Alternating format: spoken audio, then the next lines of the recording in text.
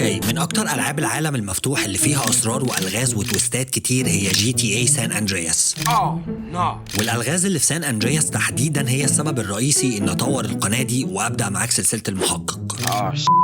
Here we go again. وده كلام حقيقي مش بكرنج عليك. واللقطة هنا إن اللعبة أصلاً بدايتها ألغاز، من أول المشاهد المحذوفة من قتل أم سي جي ومين اللي كان مدبر العملية، ومشاهد تانية بترمي علامات استفهام كتير عن نية بيج سموك لعصابة جروف ستريت.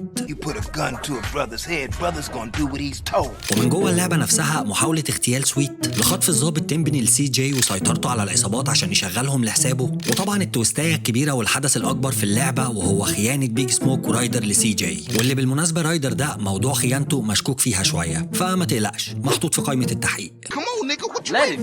ده غير طبعا ان سي جي هو اكتر شخصية معروفة على مستوى اجزاء سلسلة GTA كلها، وده بسبب انه ضحى بمستقبله ومرضاش يرجع ليبرتي سيتي تاني عشان يقف جنب اخوه